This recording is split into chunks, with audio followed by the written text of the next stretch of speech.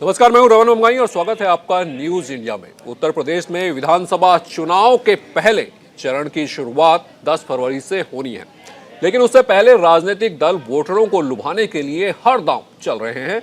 इसी क्रम में कांग्रेस ने आज एक और मास्टर स्ट्रोक खेल दिया है। कांग्रेस ने अपना भर्ती विधान जारी किया है। जी हां, भर्ती विधान, जिसके बाद सवाल है कि कांग्रेस के भर्ती विधान से क्या सिंहासन सधेगा।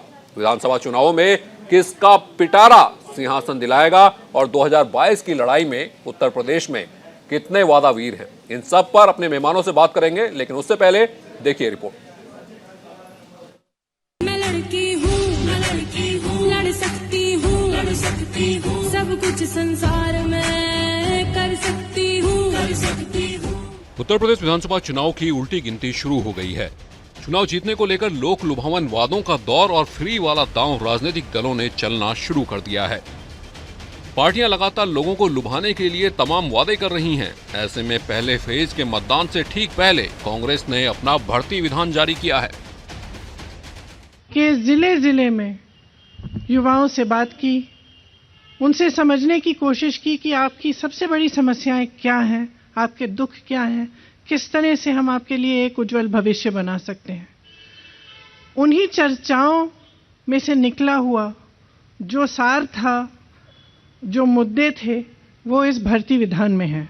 इसे भर्ती विधान इसलिए कहलाया गया क्योंकि सबसे बड़ी समस्या भर्ती की ही है उत्तर प्रदेश में।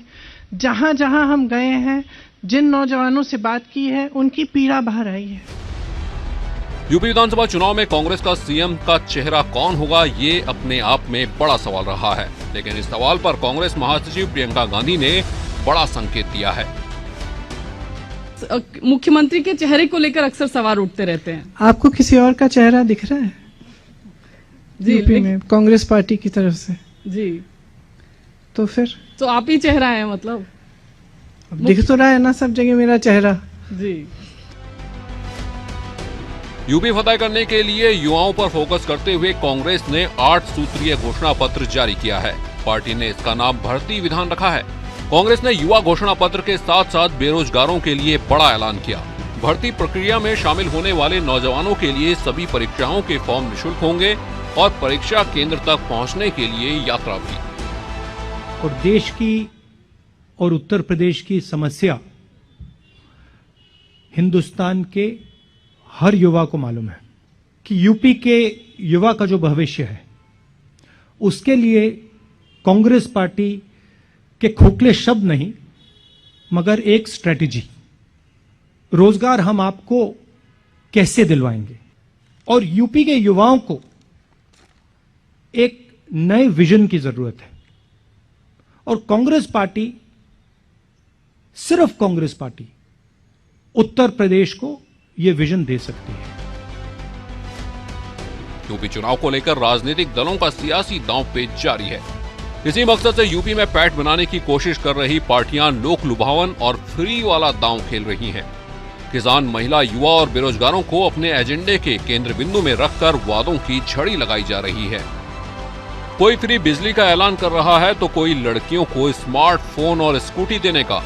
अब ये दांव कितना काम आएगा, ये तो 10 मार्च को ही पता लगेगा। Bureau report, news India.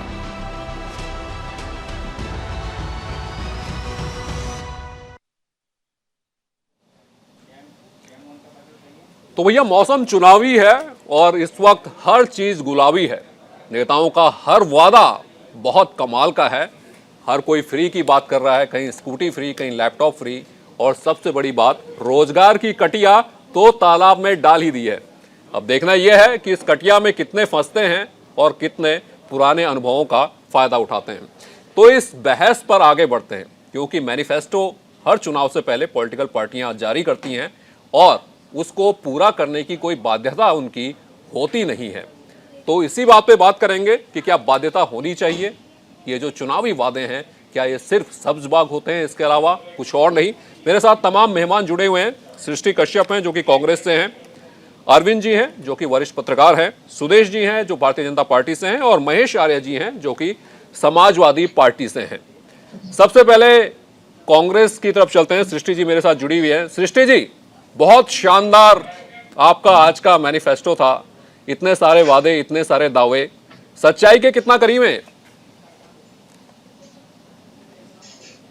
प्रधानमंत्री जी का संबोधन सुना है तो उन्होंने बोला है कि हमारी सरकार आएगी तो हम अपने ये जो वादे हैं, ये कमिटमेंट है, ये झूठे चुनावी जुमले नहीं है 15 लाख की तरह, 2 करोड़ रोजगार की तरह, ये बहुत अच्छे से स्ट्रैटेजाइज करके इसे सीनियर से बात करके और जो एक्सपर्ट्स हैं वो कितने लेवल पे ये पूरा किया जा सकता है, ये सारी चीजें सोच समझ के हमने आपके समक्ष रखी है।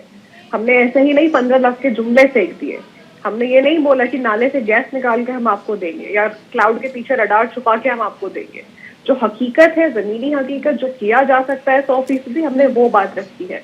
अगर हमने 20 लाख यहाँ रोजगार देने की बात की है तो वो रोजगार किन पदों पे हम आपको देंगे जो अभी मौजूदा हाल में रिक्त पड़े हुए हैं, उनकी भर्ती कैसे होगी, ये हमने समझाया है, step by step in detail समझाया है, ताकि पारदर्शिता बनी रहे, लोग समझ सके, जो हमारे उत्तर प्रदेश के 7 करोड़ नौजवान हैं वो समझ सके कि किन किन प्रक्रिया के तहत उनको कहाँ रोजगार दिया जा सकता है। रोजगार के अलावा कुछ फ्री के वादे भी थे सृष्टि जी, उन्हें भी थोड़ा दोहरा दे। फ्री के वादे तो ये है कि आप जो परीक्षा देने जाएंगे वो फीस माफी होगी। क्यों हम बच्चों के ऊपर इतना बोझ डाले कि वो परीक्षा भी दे?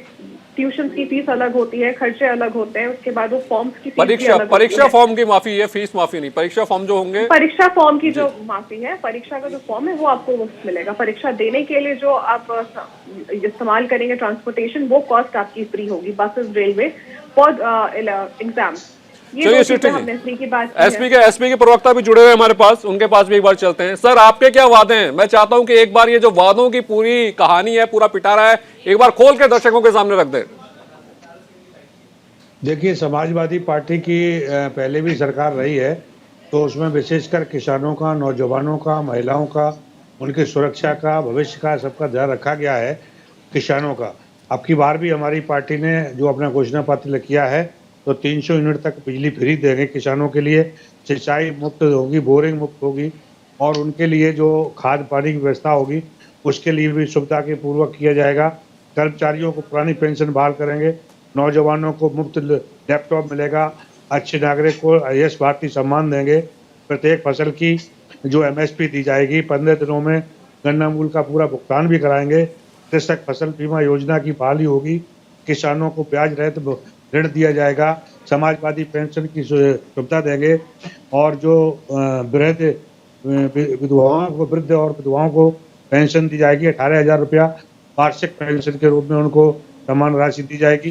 किसान बीमा एवं पेंशन योजना शुरू होगी। किसान आंदोलन में शहीद हुए किसानों को पूरा सम्मान दिया जाएगा, 25-25 लाख उनके परिवारों को दिया जाएगा आर्थिक रूप से मदद के रूप में। आवारा पशु जो किसानों की फसलों को चौपट कर दिए हैं, महेश राजा जी, चलिए, ये भी मतलब कमाल का है आपका भी, भानुमति का पूरा ये पिटारा है, मतलब ये तो पूरा 1 घंटा बीत जाएगा और ये खत्म नहीं होगा। सुदेश जी के पास मैं चलता हूँ। सुदेश जी, तमाम वादे आपने सुने, एसपी के भी सुने और कांग्रेस के भी सुने, बीजेपी के ऊपर तो पिछले 5 साल का रिपोर्ट कार्ड भी देना है और अगले वादे भी कुछ सामने रखने होंगे जनता के ऊपर, आपके क्या है सर? देखिए, आपको पता है कि बीजेपी आम लोगों की पार्टी है, तो हम लोगों ने जैसा डिसाइड किया था 1 वीक ऑफ जनवरी में कि हम लोगों से पूछेंगे कि आपके मैनिफेस्टो में क्या होना चाहिए, क्योंकि उसको सरकार इम्प्लीमेंट करेगी। एक बार भी ऐसा ही हुआ था, और एक संकल्प पत्र होता है जिसको हम इम्प्लीमेंट करते हैं, क्योंकि आपने देखा कि विकास ही एजेंडा है, और जब हम रूलिंग पार्टी में, सरकार में, तो सीधे जब हम जाएंगे तो लोगों को अपनी उपलब्धियों के बारे में बताएंगे, जो कार्य बचे हुए उसको करने की बात करेंगे, और कैसे तेजी से और कार्य को बढ़ाया जाए। तो जब विकास की बात आती है, तुरंत समाजवादी पार्टी के बारे में लोग सोचता है, ना कांग्रेस के बारे में सोचता है, नहीं BSP के बारे में, जो बाकी पार्टियां हैं उत्तर प्रदेश, बीजेपी का ही नाम होता है। आप बताइए, प्रोमिसेस आप कर देंगे क्योंकि आपको पता है कि आप सत्ता में आने वाले नहीं है। मैं आपको एक एग्जाम्पल देता हूँ, थोड़ा सा गूगल करके आपको पता लगेगा। गुजरात में जब चुनाव हुआ था, इन्होंने तो यहाँ तक किया था कि सबको एक कर देंगे, आओ अपना नाम लिखवाओ, तो लाइन में खड़ा होके लिखवाए भी ना, के बाद भी इनको वोट दिया, क्योंकि इन पर ट्रस्ट ही नहीं है लोगों को। वो ट्रस्ट कहाँ से लाएंगे? और योगी जी जब बोलेंगे, बीजेपी जब बोलेगी तो उसको पूरा करेगी। इसलिए ये कोई हमारे लिए मुद्दा नहीं है, इनके लिए मुद्दा है किस तरह से लुटाने का प्रयास करें। और जहाँ तक आंकड़े हैं, वो हमारे पक्ष में बैठे हैं और हम बहुत कॉन्फिडेंट है कि इधर कोई फर्क नहीं पड़ता। बिल्कुल सर, इस बहस को आगे बढ़ाते हैं। अरविंद जी मेरे साथ जुड़े हुए हैं, वरिष्ठ पत्रकार है अरविंद जी। तो अरविंद जी, आपने देख लिया, एकदम पूरा कटिया डाल के बैठे हैं सब लोग। पूरा पिटारा इतना बड़ा है कि खुलते खुलते ही मतलब सुबह से शाम हो जाए लेकिन ये वादे खत्म ना हो। लेकिन अभी सुदेश जी ने एक बड़ी अच्छी बात की, भरोसा। क्या जनता को भरोसा है और आपको क्या लगता है किस चेहरे के वादों पर भरोसा होगा? रमन जी, एक पिक्चर का गाना है ना कि कसम वादे प्यार वफा सब बातें हैं, बातों का क्या। तो ये जो मैनिफेस्टो है इसको इसी संदर्भ में हम लोग लेंगे। देखिए, कोई भी राजनीतिक दल तो जारी कर रहा है, वो लुभावन उसमें बात रख रहा है, लेकिन ये बताने की कोशिश नहीं कर रहा है कि पैसा कहाँ से आएगा, उसका रोड मैप क्या है। मैं एक आंकड़ा आपको बता रहा हूँ। उत्तर प्रदेश का कुल बजट जो है 5.5 लाख करोड़ का है। यहाँ पे 27 लाख कर्मचारी हैं पेंशनर, और जो मतलब मौजूदा जो कर्मचारी मिलकर के 15 लाख और 12 लाख, इनके वेतन और भत्ते पर जो खर्च होता है 39.5%, यानी 2,18,000 करोड़ खर्च होता है। इसी तरह ब्याज पर, सब्सिडी पर, कर्जों के भुगतान पर, अनुदान पर मिलाकर के 40%, यानी 2,20,000 करोड़ खर्च होता है। राजस्व व्यय जो है लगभग 11%, यानी 60,000 करोड़। इसी तरह पूंजीगत व्यय जो खर्च होता है 21%, यानी 1 लाख करोड़। यानी अगर आप जोड़ देंगे तो फूटी कौड़ी नहीं बचती है। दूसरी ओर देखिए मजेदार बात कि राजकोषीय घाटा जो उत्तर प्रदेश का है तकरीबन 4.17%, यानी 90,000 करोड़। जो राजस्व घाटा है 23,000 करोड़ है। इसी तरह जो है राजकोषीय ऋणग्रस्तता है 28%। अब ये सवाल उठता है आप पैसा कहाँ से लाए। जैसे कांग्रेस ने कहा कि हम 20 लाख नौजवानों को नौकरी देंगे। मैं राजस्थान सरकार का ही अभी देख रहा था बजट और वहां के कर्मचारियों का। तो विगत जो सरकार है, इधर आपके पुराने आंकड़ों को उठाकर देख लेंगे और आज के आंकड़ों पर देख लेंगे तो कर्मचारियों की संख्या कम हुई है। तो आप कोई उदाहरण तो पेश करिए। आपकी सरकार राजस्थान में है, मैं ये सवाल सबसे कर रहा हूँ, भाजपा से भी कर रहा हूँ, सपा से भी कर रहा हूँ, और सभी राजनीतिक दल है जो घोषणा पत्र जारी कर रहे हैं। ये सब कुल मिलाकर के जो है कहीं ना कहीं जो है अंक गणित और जन गणित। बिल्कुल बिल्कुल अरविंद जी।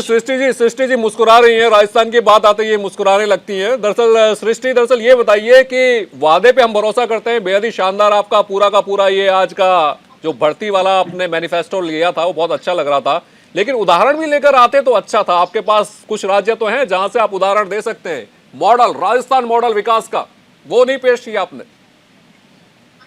छत्तीसगढ़ मॉडल विकास का, पंजाब मॉडल विकास का, राजस्थान मॉडल विकास का घोषणा पत्र पे बात करनी है, हमारे स्टेट्स पे बात करनी है। छत्तीसगढ़ में एमएसपी मिलता है, आप इसको नकार नहीं सकते। राजस्थान पंजाब में हम बात करें, यहाँ पे 33% फीमेल रिजर्वेशन बिल की, वो वहाँ पे प्रायोरिटी दी जाती है महिलाओं को जॉब्स में, government jobs and other sectors as well. Education की बात करें तो पंजाब में इम्प्लीमेंटेड है। बिजली की बात करें तो पंजाब में इम्प्लीमेंटेड है। बहुत अच्छा लगता है कि आप मेरे जो दूसरे राज्य हैं आप उस पर डिस्कशन करते हैं, ताकि मैं बता सकूं उत्तर प्रदेश की जनता को भी कि हमारे जो दूसरे राज्य हैं वहाँ पे ये काम किया जा रहा है किसी न किसी तरीके से। जॉब्स की बात कर लेते हैं उत्तर प्रदेश की, ये जो 20 लाख पदों को दिखाया गया है आज, वो मौजूदा हाल में रिक्त पड़े हुए हैं। वो नए जॉब क्रिएशन की बात नहीं है, ये ऑलरेडी एग्जिस्टिंग जॉब है जहाँ पे भर्ती नहीं हुई है। इस आपको पता है पंजाब से सबसे ज्यादा युवा पलायन कर रहा है सृष्टि जी, शुरुआत की है। पंजाब से सबसे ज्यादा युवा पलायन कर रहा है। उत्तर प्रदेश से नहीं कर रहे हैं, पंजाब से कर रहे हैं। आपसे सवाल हो रहा है ना अभी। ये तो मैं आपसे उत्तर प्रदेश का सवाल पूछ रही हूँ, क्या उत्तर प्रदेश से युवा पलायन नहीं? उत्तर प्रदेश के लिए सुदेश जी के पास जाऊंगा मैं। 2017 उत्तर प्रदेश के सवाल के साथ सुदेश जी के पास जाऊंगा कि आपने क्या किया। लेकिन आपने जो मैनिफेस्टो जारी किया है ये सिर्फ हवा हवाई है, वादों का पिटारा है। आप अपना उदाहरण नहीं देते कि पंजाब का हर दूसरा युवा कनाडा क्यों जाना चाह रहा है। सुदेश जी, अभी आपको मैंने उदाहरण दिए, पंजाब की इलेक्ट्रिसिटी का उदाहरण दिया, फीमेल रिजर्वेशन बिल का उदाहरण दिया, एमएसपी पे छत्तीसगढ़ का उदाहरण दिया। आप सुन ही नहीं रहे हैं, लेकिन आपकी जनता जरूर सुन रही है जो आज के डिबेट देख रही है। बिल्कुल बिल्कुल, जनता जानती है। भर्ती अभियान की बात की है, अगर सृष्टि जी सुन रहे हैं जी, सृष्टि जी सुदेश जी को जवाब देने देते हैं। अब मैं जवाब के लिए सुदेश जी के पास जा रहा हूँ ना, उत्तर प्रदेश के बारे में पूछ रहा हूँ। तो लीजिए ना, सुन लीजिए थोड़ा सा, हो सकता है मैं गलत हूं तो ठीक कर दीजिए।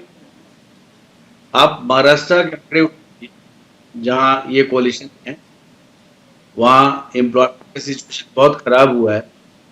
आप पंजाब के लिए 5 सबसे खराब प्रदेशों में पंजाब आता है के टर्म में। मैं सिर्फ कांग्रेस को मुझे प्रॉब्लम ही पता है, इसलिए मैं इनको दोष ही देना चाहूंगा। और जहां तक नए आंकड़ों की बात, 2016-17 में देखिए पावरमेंट हुआ कि नहीं, इसका एक बहुत बड़ा इंडिकेटर होता है प्रति व्यक्ति आय आ रहा। 2016-17 में 52,171 रुपया था और 21-22 हमारे टर्म्स के जाते हैं, ये बढ़कर 92,000 हो जाता है। 1 लाख लोगों को नौकरी दी गई थी सरकारी 2012 से 17, जो समाजवादी पार्टी का गवर्नमेंट था। और हमारी सरकार जो 23 है उसमें 4.5 सरकारी 4.5 लाख सरकारी। और मैं थोड़ा सा अगर आंकड़े गिराना शुरू करूं, बात होती है आंकड़े झूठ तो बोलते नहीं है। 95,50,000 से अधिक जो छोटे मोटे इकाई खोले गए इंडस्ट्री के, जिसमें 2,48,341 करोड़ का खर्चा किया गया ऋण के रूप में, जो 3 करोड़ रोजगार उपलब्ध कराया। प्रधानमंत्री मुद्रा लोन के तहत 20 लाख से ज्यादा रोजगार उत्पन्न किया गया। बिल्कुल बिल्कुल सुदेश जी, तमाम दावे आपके पास भी है, लेकिन दरअसल एक बात मैं आपसे जरूर कहना चाहूंगा कि तो आपको आंकड़े की गणना करूं तो आपको लगेगा तो बहुत अच्छा कर रहा है। 5 राज्यों में चुनाव है, 5 राज्यों में मेरा वोटर कार्ड नहीं है। लेकिन अच्छी बात मुझे ये लग रही है कि चुनावी मौसम में पेट्रोल डीजल के रेट नहीं बढ़ रहे हैं, तो इसका जो फायदा है वो पूरे देश को मिल रहा है। तो चलिए, ये तो देखने वाली बात है कि अब चुनाव खत्म होने के बाद आप लोग क्या करेंगे। हमारे ऊपर जब हमारे विपक्षी चुनाव खत्म होने के बाद ही तुरंत 100 के पार फिर चला जाएगा। 5 राज्यों को चुनाव की घोषणा होने के पहले ही, इसलिए आपको सत्ता में आना ही नहीं है, इसको भी खड़ा कर दीजिए। एक बार महेश जी के पास चलते हैं, उसके बाद मैं शिवम के पास जाऊंगा। महेश जी, दरअसल बात यह है कि अखिलेश जी भी बड़े बड़े वादे कर रहे हैं, फ्री बिजली की भी बात कर रहे हैं, लेकिन जैसे ही भैया बोलते हैं बिजली फ्री, वैसे पीछे से बोलते हैं आएगी कि नहीं। नहीं देखिए, ये एक्चुअली इनकी मानसिकता में ऐसा अखिलेश यादव जी का फोबिया हो गया है। भारतीय जनता पार्टी दिन रात उनके खिलाफ षड्यंत्र कर रही है। ये पहले ये दर से हो चुका है, क्योंकि उनके समय में हमने जो पावर हाउस लगाए थे उनको लागू नहीं कर पाए, चालू नहीं करा पाए, बंद करा दिया। जो हमारी जो प्रोडक्शन हो रहा था उसको आगे नहीं बढ़ा पाए। तो इनकी मानसिकता में पहले से खोट रहा है, ये नहीं चाहते थे। लेकिन फिर भी प्रदेश की जनता ने देखा कि हमने फ्री बोरिंग किसानों को दिया था। ये प्रदेश की जनता ने देखा कि मुफ्त दवाई, मुफ्त सिंचाई किसानों के लिए, सबके लिए दिया था। 1 रुपए का पर्चा बनता था, सरकारी अस्पतालों 50 रुपए का पर्चा पहुंचा दिया। फ्री ऑफ कॉस्ट दवाइयां मिलती थी। आप जाके देख लिए, उन गरीबों के लिए बाहर मेडिकल स्टोर लगा दिए गए, दवाई सब बाहर से लेके जाती है। इस तरीके से इन्होंने पूरे प्रदेश को लूट के रख दिया। और जहां से झूठे आंकड़े पेश करके नीति आयोग के आंकड़ों को भी फेल करते हैं। लेकिन महेश जी, 2014 का मैं चुनाव कवर कर रहा था और सैफई एकदम चमचमा रहा था, लेकिन वहां से 10 किलोमीटर दूर एक छोटा सा गांव था, यादव बहुली गांव था, वहां बिजली के तार सालों से वैसे ही पड़े थे सर। सिर्फ 10 किलोमीटर की दूरी पे भी बिजली नहीं आई थी वहां। तो शायद जो मौका मिला समाजवादी पार्टी को, वो गंवा दिया उन्होंने। अगर कोई ट्रांसफर खराब हो जाता है या सर, कोई प्रॉब्लम खंबे हो जाती थे, है, तार वो थे, अलग बिजली विषय नहीं है। थी। लेकिन मैं समझता हूं कि इस तरीके से पक्षपातपूर्ण काम नहीं हुआ है। समाजवादी पार्टी की सरकार में समता, समरसता, सभी वर्गों को बिना किसी जाति धर्म के भेदभाव के सबका विकास की काम किया जाता है। ये हमारी सरकार की पहली प्राथमिकता है। अब हमारी पार्टी का नारा भी है कि नई हवा है, नई सपा है। पुराने वाले ख्यालातों को छोड़िए, नई हवा के साथ चलिए, नई साइकिल का प्रस्थान करिए। उसमें वही तो नई हवा समझ में नहीं आ रही सर, किस पे भरोसा करें। मेरे साथ शिवम भी जुड़े हुए हैं। शिवम, किस पे भरोसा कर पा रहे हैं हम जो कहते करके दिखा चुके हैं। हमने किसानों को वापिस आता हूं सर। शिवम भी जुड़े हुए हैं, दिया था। शिवम को भी जोड़ते हैं इस बहस में। शिवम, देखिए, मुझे लगता है कि उत्तर प्रदेश की जनता या फिर बाकी राज्यों की जनता अब इतनी बेवकूफ नहीं रही है कि आप उनको चाहें और जितना बना जाए। उत्तर प्रदेश में 2,43,00,000 लोग हैं, उपभोक्ता हैं, जो 300 या उससे कम बिजली की यूनिट जो है उनका खपत करते हैं। उसका अगर गुना भाग करके देखें तो अप्रॉक्सीमेटली 19,000 की सब्सिडी, 19,000 करोड़ की सब्सिडी और देनी है। उत्तर प्रदेश की सरकार 11,000 की सब्सिडी ऑलरेडी बीपीएल और किसान धारकों को दे रही है जो बिजली ले रहे हैं। 30,000 करोड़ कहां से लाओगे? राजस्थान के एम्प्लॉयमेंट की आपने बात की, वहां का अनएम्प्लॉयमेंट रेट 27.1 है। कमाल की बात है। आप गारंटी कार्ड की बात करते हैं, आप जो और ये फ्री के मॉडल का कोई तुक नहीं है इस देश में। बड़ी कमाल की बात ये है कि वो प्रदेश की सरकार जो 2012 से 17 तक उत्तर प्रदेश में एक हफ्ते में 3 घंटे बिजली आती थी, आप तो रहते होंगे। उत्तर प्रदेश का जो भी एक नागरिक है वो ये बता सकता है कि उत्तर प्रदेश में 12 से 17 के बीच में दिन में 2 घंटे भी बिजली आ जाए तो बहुत बड़ी बात है। और गांवों के हालात तो ये थे कि अगर ट्रांसफार्मर खराब हो गए तो गांव वाले बेचारे 50-50 रुपए जोड़कर तो ट्रांसफार्मर ठीक कराते थे, वो भी 2 हफ्ते में आता था। और अब ये कह रहे हैं कि हम फ्री देंगे। कमाल की बात है। मतलब अब इसको महिला पर नहीं लिया जाना चाहिए, लेकिन मां चली गई अंधेरे में और बेटी का नाम लालटेन। 2012 से 17 तक समय लिया, आपने इतने सारे बिजली घर बनाए तो फिर बिजली क्यों नहीं दे पाए? खाद पर आपका क्या हाल था? गोलियां चलती थी इस प्रदेश में। गैस पर क्या हाल था? सुबह 5 बजे जाकर आदमी लाइन में लगता था, दोपहर को 11 बजे आपको गैस मिलती थी। कहां आपने क्या किया प्रदेश के लिए? प्रदेश ने इनको मौका दिया है और ये हालात आज प्रदेश में सुधरे हैं। इसी में शिवम, ये कांग्रेस का मैनिफेस्टो जो आज उन्होंने बढ़ती योजना के साथ अपना दिया है, उसको लेके क्या कहते हैं? मेरा अपना मानना है कि जब आप किसी भी चीज की घोषणा करते हैं तो सबसे पहले उसके लिए एक एग्जाम्पल स्टैब्लिश करते हैं। मुझे कोई परेशानी नहीं है 40% महिलाओं को टिकट देने का, लेकिन जहां पंजाब में आप ऑलरेडी सरकार में थे, जहां छत्तीसगढ़ में ऑलरेडी आप सरकार में हैं, जहां मध्य प्रदेश में आप पार्शियली सरकार में हैं, वहां पर 40% महिलाओं को मंत्री क्यों नहीं बना दिया आपने? कमाल की बात है। और उत्तर प्रदेश के अलावा और राज्य हैं, वहां पर 40% महिलाओं को टिकट क्यों नहीं दे दिया आपने? उत्तर प्रदेश की महिलाएं विशेष है, पंजाब की महिलाएं नहीं है। बिल्कुल। और यही बात है कि आपको पहले उदाहरण रखना चाहिए, क्योंकि कांग्रेस के पास अभी पीछे दिखाने के लिए उत्तर प्रदेश में कुछ नहीं है। तो आप जहां हैं वहां का उदाहरण रख सकते हैं। इस बहस को वापस बढ़ाएंगे। सृष्टि, आपके पास वापस आऊंगा, लेकिन वक्त तो चला एक छोटे से ब्रेक का। ब्रेक के बाद वापस लौटते हैं।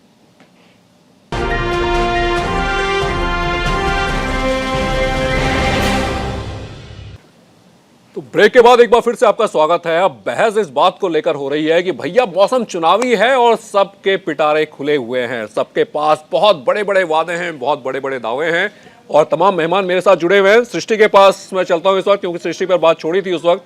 तो सृष्टि, उदाहरण नहीं है लेकिन वादे पूरे हैं प्रियंका जी के पास।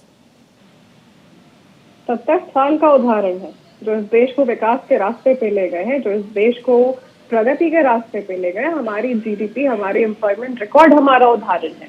उसको आप झुठला नहीं सकते, उसको आप नकार नहीं सकते, क्योंकि जब हमें आजादी के बाद कांग्रेस पार्टी को यह देश मिला था तो एक सामाइन रिडन देश था जिसको जीरो से बिल्टअप करने की शुरुआत की। इसलिए हमें देश चलाना आता है। क्या आपको 2014 का चुनावी प्रचार याद है, जब प्रियंका जी ने कहा था कि मैं सिर्फ अमेठी रायबरेली का प्रचार करूंगी? 2022 की बात, 14 की मैं बात कर रहा हूं। उस टाइम से पहले वो सक्रिय राजनीति में नहीं थी। 15 लाख का भी वादा था, उसका क्या उदाहरण था? आते हैं ना मैम, मैं कांग्रेस की बात करता हूँ, आप बीजेपी पे चली जाती है, उसके बारे में बीजेपी से बात करेंगे। मैं अपनी पार्टी की बात कर लूँ। आज हमारी पार्टी का मैनिफेस्टो लॉन्च है, कुछ उसके की प्रोग्राम थे जो मैं बताना चाहती हूँ। की प्रोग्राम सबसे पहले मैंने सुने थे आपसे ना, की प्रोग्राम ही तो सबसे पहले आपने बताया नहीं, की प्रोग्राम दोबारा सुन लीजिए, अगर समझ ना आए तो फिर मैं एक्सप्लेन। आप ये कह रही हैं कि 70 साल में आपने जो विकास किया था, तो मैं आपको ये बता दूं 2014 में प्रियंका जी जब सिर्फ रायबरेली और अमेठी में प्रचार कर रही थी, उस वक्त मैं उनके साथ था और महिलाएं वहां पर आकर कहती थी, तरह तरह की समस्याएं बताती थी। उस टाइम तक भी अमेठी और रायबरेली में पूरा विकास नहीं हुआ था। अब आप बताइए फटाफट अपने की पॉइंट क्या बताना चाहती है? मेरे की पॉइंट्स है भर्ती क्रांति। आज उत्तर प्रदेश के जो युवा आपकी ये डिबेट देख रहे हैं, उन्हें पता होना चाहिए कि उत्तर प्रदेश में मौजूदा हाल में 20 लाख पद जो है वो खाली पड़े हैं, जो सरकार वहां भर्तियां नहीं कर रही। कांग्रेस पार्टी वहां पे भर्ती कैसे करेगी, इसका पहला हमारा पॉइंट है। दूसरा है हमारा भरोसा। 5 वर्षों में 12 यहाँ पे पेपर लीक हुए, तो जो हमारे युवाओं का भरोसा टूटा है उसको दोबारा बहाल करने की क्या प्रक्रिया है, क्या कोशिश है, वो हमने सेकेंड पॉइंट पे मेंशन किया है। तीसरा है भविष्य निर्माण। हमारी शिक्षा जो है उत्तर प्रदेश के बच्चों की, वो पहली सीढ़ी होती है अच्छे रोजगार, अच्छे भविष्य की। तो शिक्षा में जो बजट 13% है आज देश में सबसे न्यूनतम, ये आप बता चुके हैं। महेश जी समाजवादी पार्टी से जुड़े। महेश जी, आपके वादों पर भरोसा करेंगे या कांग्रेस के? मेरी दूसरी डिबेट है आपके पास, मुझे 2 पॉइंट है, मुझे फिनिश करने दीजिए। उसके बाद आपकी भागीदारी की बात है, सामाजिक और लोकतंत्र में न्याय की जो मजबूती है उसको बनाने की हमने बात की। उसके बाद है यहाँ पे भलाई की। हमारी की शारीरिक और नीतियों में मानसिक भलाई और को कार्यशैली बढ़ाने बिल्कुल में की कोई सृष्टि, विशेष ये अंतर सारे नहीं है। सारे वादे हम सुनते हैं। एम्प्लॉयमेंट की देखें, एम्प्लॉयमेंट की हमने बात सृष्टि की। जी को पता होना चाहिए कि अनएम्प्लॉयमेंट सबसे इतने लंबी चरम पे है आज उत्तर कांग्रेस प्रदेश में कि सरकार के भाजपा पास की रही है तरफ से तो दो और लोगों लंबे को समय आगे तक बैठना उनके पड़ रहा रहते है हुए कि चलो कुछ नहीं सही गरीबी प्रवक्ता या गई, समर्थक बन के बैठ चले जाओ, गए, वहां पे उनके नौकरी साथ मिल जो जाएगी जुल्म रोज अत्याचार वाली। हुआ उसके लिए 20 पूरी तरह लाख कांग्रेस नौकरियों का वादा जिम्मेदार है। किया तो भाजपा के महेश जी, समर्थक बैठे, उन्हें भी समाजवाद नौकरी मिल ठीक है जाएगी सृष्टि, उससे। महेश जी डेटा पे बड़ी बात कर रहे थे ना बैठ के यहाँ नहीं, पर, नहीं, डेटा सृष्टि जी पढ़ को लीजिएगा, रिपोर्ट करिए। पढ़ना आता है तो पूरी बीमारी पूरे CNI देश का में डेटा कांग्रेस है, पार्टी की फैलाई हुई है। अनएम्प्लॉयमेंट के परसेंटेज का आज डेटा वैसे है। अराजकता का सृष्टि माहौल सुन लेते हैं ना महेश जी को भी, आपको डेटा खोजने का पूरा वक्त दिया था मैंने ब्रेक में, आपने अच्छे से डेटा खोजा है मुझे पता है। आप सुनिए महेश जी, मेरी पार्टी का हाँ जी, मैनिफेस्टो मैं ये कहना अरे चाहता सुन हूं लिया कि मैनिफेस्टो, कांग्रेस शुरुआत में पार्टी इसीलिए मैंने मैनिफेस्टो सुनने से कांग्रेस शुरुआत की पार्टी थी। ने सबसे ज्यादा मौका लिया। कांग्रेस पार्टी ने हुकूमत करने का देश में सबसे ज्यादा मौका मिला उसको, उसके नीतियों के कारण ही देश गर्त में है। भारतीय जनता पार्टी और कांग्रेस की नीतियों में बहुत ज्यादा खासा अंतर नहीं है।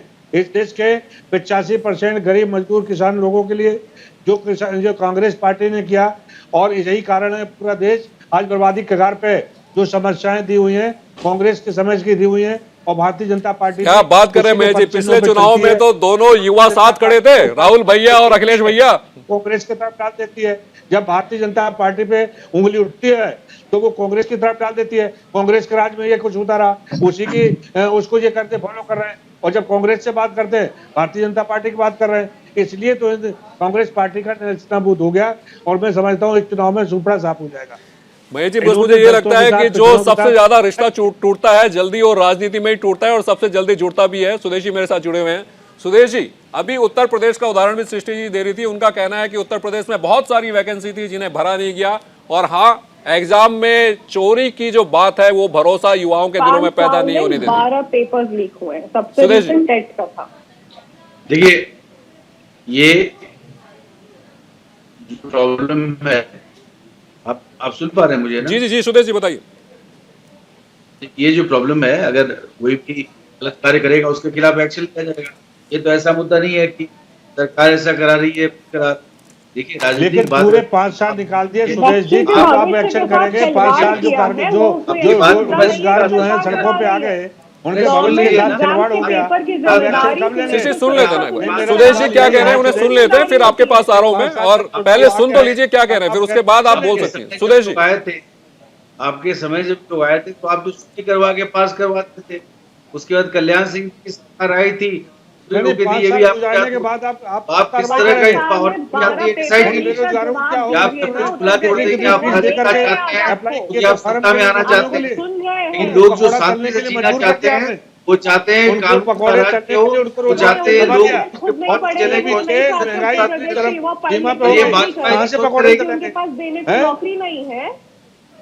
क्या क्या बोल रहे हैं? 200 रुपए किलो जो है, 200 रुपए लीटर सरसों का तेल हो गया, पकौड़े भी तुझे बने तल के बेच पाएंगे। ये तो आपका मुद्दा नहीं है, ये सब बर्बाद हुए नहीं। भविष्य के साथ अरे भाई साहब, एक बात बताइए, 2019 में कुछ नहीं हो पाया, राज और महाराज साथ आए, उसमें भी कुछ नहीं कर पाए आप। अभी तो आप अकेले क्या कर लीजिएगा? अभी तो योगी जी ने साबित कर दिया है गवर्नेंस क्या होता है, ऐसे सत्ता को पहुंचाएगा, ऐसे लोगों की संभाला जा सकता है। योगी जी ने दिखा दिया, बहुत खुश है, खुशहाली आ रही है। वो पहुंचते आपको पता चला, आप चाहते हैं। सुदेश जी, कांग्रेस के चुनावी एजेंडे में कुछ बातें और हैं। कोरोना पीड़ितों को मुआवजा देने की कांग्रेस बात कर रही है, किसानों का सारा कर्जा माफ करने की बात कर रही है, 20 लाख युवाओं को रोजगार देने की बात कर रही है। तो ये जो सारी चीजें थी, इसमें आप लोगों ने क्या किया सर? 5 साल पहले आपकी सरकार थी उत्तर प्रदेश में। नहीं, जो 5 साल पहले हमारी सरकार थी तो उसमें हमने सुदेश जी, हमने जो मैंने पहले ही बता चुका हूं, किसानों के लिए सुदेश जी जवाब दे रहे हैं, आपके पास आ रहा हूं। सुदेश जी, अच्छा, देखिए, मैंने अभी आपको आंकड़े गिनाए, आपको फिर से आंकड़े गिना सकते हैं। हम लोगों ने बहुत से एमएससीज को खोला, 3 करोड़ से ज्यादा रोजगार दिए। सरकार में भी हमने 4 लाख के करीब रोजगार दिए, जो पिछले बार 5 सालों में डिपार्टमेंट में कितना लिस्ट जारी करेंगे? इकोनॉमी को डेवलप किया, आप तो आंकड़े बता रहे हैं, लोगों का मुंह भर देते हैं। पेमेंट करने से रोजगार मिलेगा ना लोगों को। पीएम की जो योजना है मुद्रा योजना, उसके तहत भी लोगों ने पैसा लिया, स्वरोजगार किया। तो आप रोजगार का मतलब क्या समझते हैं? इन राजनीतिक मैंने रोजगार का मतलब बताइए। आपके लीडरों ने बोला था, आपने जो वादा किया था कि सबको हम जो है 2 करोड़ लोगों को हर साल रोजगार देंगे, लेकिन आप लोगों ने कितने लोगों को दिया? और जब आपसे पूछा गया तो बोल दिया। चलिए अरविंद जय तिलक जी वरिष्ठ पत्रकार है हमारे साथ जुड़े हुए हैं। एक बार अरविंद जय तिलक जी के पास चलते हैं। सर, आप तीनों ही लोगों के पास अपने अपने आंकड़े हैं, आप लोगों के पास अपनी पार्टी के मैनिफेस्टो बड़ी खूबसूरत अंदाज में सजा के रखे हुए हैं। अरविंद जी, अभी आपने देखा हमारे पास तीनों ही पार्टी के प्रवक्ता है और सबके पास अपने वादे हैं, अपने दावे हैं, करके दिखाया है, आगे भी दिखाएंगे। लेकिन अगर जनता की बात करें तो इस वक्त किसका वादा सबसे ज्यादा लुभावना लग रहा है? कहीं ना कहीं तो फंसेंगे लोग। रमन जी, देखिए, राजनीतिक दलों ने घोषणा पत्र को पचरंगा अचार बना दिया है। यानी सबके लिए कोई खट्टा लेगा, मीठा लेगा, नमकीन लेगा। यानी युवाओं के लिए भी, किसानों के लिए, मजदूरों के लिए, सबके लिए कुछ न कुछ है। स्कूटी फ्री है, लैपटॉप फ्री है, मोबाइल फ्री है, सब कुछ। लेकिन जनता जो है बिल्कुल इस पर नजर रखी हुई। देखिए, कांग्रेस की मजबूरी है, 89 के बाद जो है सत्ता से बाहर है, बेदखल है, सारा प्रयोग कर चुकी है। यहाँ तक कि आज अंतिम दाव प्रियंका जी ने भी चल दिया कि आखिर यहाँ पर हमारे अलावा किसका चेहरा है। यानी उन्होंने एक किस्म से उद्घोषित कर दिया कि उत्तर प्रदेश में अगर कांग्रेस की सरकार बनेगी वो मुख्यमंत्री बनेगी। लेकिन इसके बावजूद भी मुझे लगता है कि कांग्रेस को लेकर के जनता के बीच जो है एक विश्वसनीयता का संकट है, वो बना हुआ है। 2004 में आपने देखा कि राहुल गांधी जी संसदीय जीवन शुरुआत किए, 2007 से पहले राष्ट्रीय महासचिव बनाए गए, लेकिन नतीजा क्या निकला? सपा के साथ मिल करके भी चुनाव लड़े। देखिए, विडंबना जो मान के चलिए रमन जी की, जिन सरकारों की डिलीवरी सिस्टम कारगर रही है वही सत्ता में वापसी की है। तो आज की तारीख में कहीं ना कहीं जो है, जो डिलीवरी चाहे सेंट्रल गवर्नमेंट हो, स्टेट गवर्नमेंट हो, हाशिए के लोगों तक चाहे मुफ्त में अनाज हो, चाहे वृद्धा पेंशन हो, चाहे जो कुछ भी हो, तो वो अगर वो ज्यादा प्रभावी, और कहीं ना कहीं जो है एक ऐसा जो है क्लास तैयार हो गया है हाशिए के लोगों का, जो कि भरोसा जिन राजनीतिक दलों पर होगा वही सत्ता में वापसी होगी, या सत्ता से लोग जुड़ेंगे या जो लोग काम नहीं करेंगे वो सत्ता से। बिल्कुल जय तिलक जी, सबसे बड़ी बात भरोसे की लेकर है। महेश जी, आपके पास आना चाहूंगा। दरअसल आज तो प्रियंका गांधी ने बहुत बड़ा दांव यहाँ पर खेल ही दिया है, और क्या लगता है आपको कि समाजवादी पार्टी को नुकसान होगा? क्योंकि अभी कुछ दिन पहले ये लग रहा था कि टक्कर सिर्फ साइकिल और कमल के बीच में है, लेकिन हाथ ने इस बार तो जो आज मैनिफेस्टो जारी किया, उन्होंने अपना चेहरा भी आगे कर दिया, जैसे कि जय तिलक जी बता रहे थे। तो क्या लगता है कि सपा को टक्कर मिलने वाली है फिर से कांग्रेस से? देखिए, मैं समझता हूं 2014 के बाद से लगातार प्रियंका गांधी ये उत्तर प्रदेश में सक्रिय बनी हुई हैं, और जो इनके जो टैरिफ कार्ड में जो भी कार्ड थे एक एक करके सब चले जा चुके हैं, और जनता ने उनको फ्लॉप कर दिया। अब प्रियंका गांधी जी एक लास्ट उनका तुरंत कार्ड था, वो भी उन्होंने चल दिया।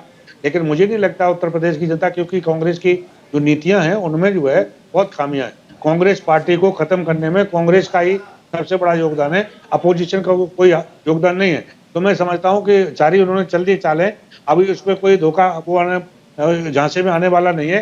उत्तर प्रदेश की जनता को पता है कि समाजवादी पार्टी के राष्ट्रीय अध्यक्ष अखिलेश यादव जो 5 साल सरकार चला चुके हैं, उनमें पूरा बिलीफ है, उनमें आशा है, और वो आगे पूरे देश को, प्रदेश को आगे ले जाने की क्षमता रखते हैं। पढ़े लिखे व्यक्ति हैं, और इतना खुद में दम था तो पिछली बार महागठबंधन क्यों किया? अकेले ही लड़ा होता चुनाव? नहीं, कांग्रेस पार्टी का कभी रहा ना, कभी ईमानदारी के साथ देते नहीं है। कांग्रेस ने धोखा दिया पिछली बार आपको? हाँ बिल्कुल, 100% धोखा दिया। धोखा नहीं हुआ होता तो बहुत अच्छा रिजल्ट आया होता। वो जमीन पे बिल्कुल जीरो हैं, और जब सीट मांगने के लिए आते हैं तो बहुत ज्यादा बड़ा चढ़ा करके कर देते हैं, और दूसरे स्टेटों में वो दूसरे उनके साथ न्याय नहीं करते जो उनके साथ गठबंधन करते हैं। और उत्तर प्रदेश में जब भी सीटों को लेके बात आती है तो वो इतना बड़ा हिस्सा मांगते हैं, और उसी चक्कर में समाजवादी पार्टी को नुकसान हुआ था। इनको सीटें इतनी देने की जरूरत नहीं थी। चलिए सृष्टि के पास, इसके बाद सृष्टि के पास चलते हैं। मैं उसके बाद स्वदेशी के पास जाऊंगा। सृष्टि, तो बात सिर्फ घूम फिर के यही आती है कि क्या कांग्रेस ग्राउंड में जीरो है उत्तर प्रदेश में, इसीलिए सारे के सारे प्रयोग उत्तर प्रदेश में ही हो रहे हैं? कांग्रेस ग्राउंड में जीरो है, ये आप कैसे कह सकते हैं? कांग्रेस ने आपके पिछली बार के साथ ही कह रहे हैं, सपा वाले जिनके साथ पिछली बार चुनाव लड़ा था आप लोगों ने मिलकर। क्या है ना, लीडर थोड़ा सा नाराज है आज कि हमने जनता के मुद्दों पे क्यों बात की, हमने क्यों चीजों को लिखित तौर पे पहली पार्टी होने के नाते हमने पेश किया यहाँ पे, तो युवाओं के बारे में क्यों बात की। क्योंकि आज तक तो सपा हो भाजपा हो जो भी यहाँ पे जाति और धर्म की राजनीति करते आए हैं। अगर अपने युवाओं के भविष्य की बात की है, उन्हें पढ़ा लिखा के उनके जॉब को सुनिश्चित कराने की बात की, उनके ओवरऑल मेंटल डेवलपमेंट की बात की है, तो बुरा तो लगेगा। अनएम्प्लॉयमेंट का डेटा मैंने आपको सृष्टि जी बताएं कि कौन सा वोट बैंक उनके साथ प्लस होने जा रहा है? यहाँ पे आपको कौन सा वोट बैंक? इनकी जो पार्टी का सबसे बड़ा जो वोट था वो शेड्यूल कास्ट का वोट था। वो शेड्यूल कास्ट के लिए इनके पास क्या नीति है बताएं? इन्होंने कोई बताया कि जिस तरह से रिजर्वेशन भारतीय जनता पार्टी ने दलितों का पिछड़ों का खत्म कर दिया है, कांग्रेस ने क्या प्रावधान रखा? क्या सबसे बड़े संख्या में दलित पिछड़ों के बलबूते पर 50 साल से ज्यादा कांग्रेस शासन ने हुकूमत किया, उनके लिए एजेंडे में आपने क्या रखा? आपने जो मांग पत्र बनाया है, जो आपका एजेंडा है मैनिफेस्टो, सृष्टि जी बहुत ही अच्छा सवाल महेश जी ने आपके सामने रखा है इस वक्त। जिन दलित पिछड़ों की आप बात कर रहे हैं उनके लिए आपके मैनिफेस्टो में क्या है? और उनके लिए इनके पास कोई पिछड़ों के लिए स्कॉलरशिप मेरिट के लिए हमने क्या बात की है, उनके जॉब सुनिश्चित कराने के लिए हमने क्या बात की है, उनके आरक्षण के लिए हमने क्या बात की है, सब कुछ इन डिटेल जनता पार्टी ने रिजर्वेशन खत्म कर दिया, आरक्षण खत्म कर दिया, आपने सहयोग किया। आप कब बोला? आपने कब बोला कि भाई हम प्राइवेट सेक्टरों में भी भागीदारी दें? आपने बोला क्या? आपकी कांग्रेस पार्टी को मैनिफेस्टो में देना चाहिए। जी महेश जी आप अपने सवाल का जवाब एक बार ही सुन लेते हैं। आरक्षण की व्यवस्था करेंगे। आपके सवाल का जवाब दलितों और पिछड़ों के लिए क्या है मैनिफेस्टो में कांग्रेस के? सृष्टि जी, महेश जी सुन लीजिए अपने सवाल का। सृष्टि, दलितों पिछड़ों के लिए उनकी भागीदारी सुनिश्चित कराने के लिए, उनके आरक्षण को अच्छे से इम्प्लीमेंट कराने के लिए हमने वहाँ कमेटी का गठन किया है।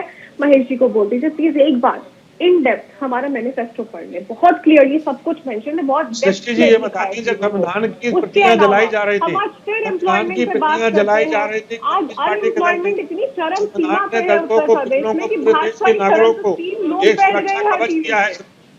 सृष्टि जी संविधान उसमें भी उनको अप्लाई। चलिए सुदेश जी दरअसल मैं एक सवाल आपसे ये जानना चाहता हूँ कि मैं पश्चिम बंगाल का चुनाव कवर कर रहा था और बड़ा मैनिफेस्टो आपका जारी किया गया था जिसमें कोई ऐसी चीज नहीं थी जो छोड़ी गई हो। बंगाल की कोई ऐसी चीज नहीं थी जो कि छोड़ी गई हो क्योंकि वहां पर आपकी सरकार नहीं थी। उत्तर प्रदेश में क्या आने वाला है आपके पास? क्या वादे आने वाले हैं? क्या अयोध्या, राम मंदिर, विश्वनाथ कॉरिडोर यही होगा या फिर बाकी सब भी कुछ देखने में नजर आएगा? देखिए पश्चिम बंगाल की आपने बात की और आप पत्रकार हैं, गए होंगे वहाँ, आपने माहौल देखा होगा। देखिए पश्चिम बंगाल में जरूर हम सत्ता में नहीं आ पाए, लेकिन हमारी बातों की विश्वसनीयता इतनी थी कि आज हम प्रमुख विपक्ष के रूप में हैं और अगला पड़ाव हमारा वहाँ सरकार बनाना होगा जब भी वहाँ पर असेंबली चुनाव। ये राजनीति का एक क्रम होता है, जिस तरह आदमी मूव करते हैं। बीजेपी एक रात की पार्टी तो है नहीं, लोग बहुत सालों से बीजेपी को बना रहे हैं, ऑर्गेनाइजेशन आगे बढ़ रही है। लेकिन जब भी मौका मिला, देखिए अखिलेश जी को मौका मिला था, बात थे नहीं। सुदेश भाई से मेरा एक अनुरोध है, वो चाहते आपके चैनल के माध्यम से सुदेश भाई से मेरा अनुरोध यह है कि यदि आपने उत्तर प्रदेश में कुछ किया होता तो आपको राम की शरण में जाने की क्या जरूरत थी? वही किया में जाने की क्या जरूरत थी? आपने कृष्ण मंदिर के कृष्ण की शरण में जाने की क्या जरूरत थी? अरे महेश जी आजकल भगवान सबके सपने में आ रहे हैं, कृष्ण भगवान अखिलेश जी के सपने में भी आ रहे हैं। छोड़िए एक बार सुन लेते हैं सुदेश जी क्या कह रहे हैं। उनके भगवान की शरण में जाने की क्या जरूरत थी? दलितों के पैर धोने की क्या जरूरत थी? अगर आपने कुछ किया होता तो दलितों के पैर धो करके जो आप लोग नाटक करते हैं, उनके घरों में जाके खिचड़ी खा करके उनको खुद देना चाहते हैं। 5 साल तक आपने उनकी नौकरियां नहीं निकाली, उनके आरक्षण को खाया। 69,000 टीचरों में भी 19,000 टीचरों को हक मारा। उनके घर पे खिचड़ी खा रहे हैं, खिचड़ी खा के पाप नहीं धोया जा सकते। आप गरीबों के उनके पैर धो करके। महेश जी जवाब सुन लीजिए ना, आप जवाब तो सुनिए एक बार। जी सुदेश जी, ये बिन कोई नहीं सुनने वाला है, सीधा से कारण है आपको मौका मिला, समाज के प्रति आपका सोच क्या है पता है, आप नहीं कर सकते, अक्षम हैं आप, इनकेपेबल हैं, ना इम्पावर्ड होने का प्रयास करते हैं। कांग्रेस की बात करें, कांग्रेस ने कहा कि हम जाति धर्म की बात नहीं करते, तो अब राजा कौन लाया बताइए? जिन्होंने कहा कि लोग आगे मनाए कि हमारे युवा जो मुस्लिम युवा अगर अड़ गए तो ये कर देंगे वो कर देंगे। कम्युनल एजेंडा को आप कर रहे हैं और आप इतने कॉन्फिडेंट होते तो बात ही नहीं करते ना। शमशान कब्रिस्तान और बबुआ साथ आ चुके, महाराज और युवराज साथ आ चुके, कुछ नहीं हुआ। नहीं आप बताइए भ्रष्टाचार के मामले में आपकी सरकार क्या कह रहा? उत्तर का जो प्रदेश के गठबंधन गाजियाबाद में शमशान को बनाया गया, 50% से ज्यादा, जाएगी। 70% कमीशन खा गई भारतीय जनता पार्टी। और वहां पर ये मुर्दे जहां जलाए जाते हैं, पहली बार आपने देखा होगा कि गाजियाबाद के शमशान घाट पे मुर्दा वापस जाते हैं घरों में। सृष्टि आ रहा हूँ आपके पास। ये इनकी ऑनेस्टी है। ये पहला उदाहरण है। ये सुस्ता की बात करते हैं, इतना भ्रष्टाचार चरम सीमा पर हुआ। इन्होंने कोरोना के टाइम पर जो पीपीई किट में घोटाला आपके पास इतने बड़े दवाइयों पर गैस का सिलेंडर 10,000 रुपए में बेचा गया। चलिए सृष्टि क्या कहना चाह रही है आप? सृष्टि सुदेश जी, सृष्टि बहुत देर से हाथ खड़ा कर रही है। सृष्टि कोरोना कांड को भी आप लोगों ने सृष्टि बताइए। भाई जी सृष्टि को सुन लेते हैं जी। सृष्टि बात मेरी पार्टी की और कोई सुन ही नहीं रहा मेरी बात ही इस बात आपकी पार्टी। और Raman ji I would expect that now that I am speaking you would not let these people interfere. आप बोलिए 30 सेकंड है आपके पास, आप बोलेंगे, बताइए। उत्तर मेरे सवाल का जवाब था सृष्टि जी, आपने दिया नहीं। नहीं।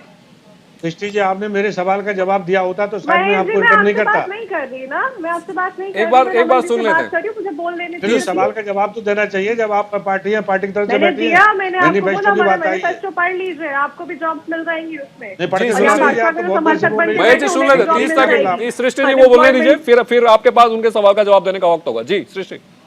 रमन जी, ठीक है, बोलिए। हमारी पार्टी ने अपने आज के मैनिफेस्टो में क्या बोला? हम युवाओं को जो 20 लाख खाली पद पड़े हैं उसमें भर्ती देंगे। आज अगर हमने युवाओं के बेहतरी की बात की, उनके भविष्य की बात की, तो यहाँ पे इतनी बौखलाहट क्यों? मुझे तो यही समझ नहीं आ रहा।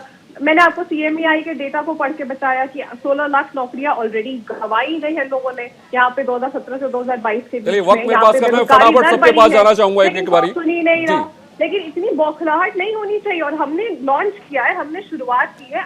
हम इतनी सशक्त हैं कि अगर महेश जी वादा ही तो है, बौखलाहट क्यों है? छोड़िए, वादा है। नहीं कोई बौखलाहट नहीं है। सृष्टि जी से मैं कहना चाहता हूँ कि जिन राज्यों में कांग्रेस पार्टी रूल कर रही है वहाँ ये करके दिखाते हैं। यहाँ वादा करने क्या मतलब है?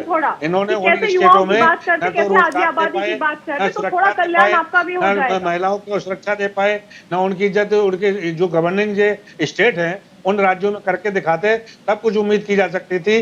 जिन राज्यों में कांग्रेस रूल कर रही है उन राज्यों में भी इन्होंने कुछ अच्छा परफॉर्म नहीं किया है, इसलिए प्रदेश की जनता इनको ठुकरा रही है।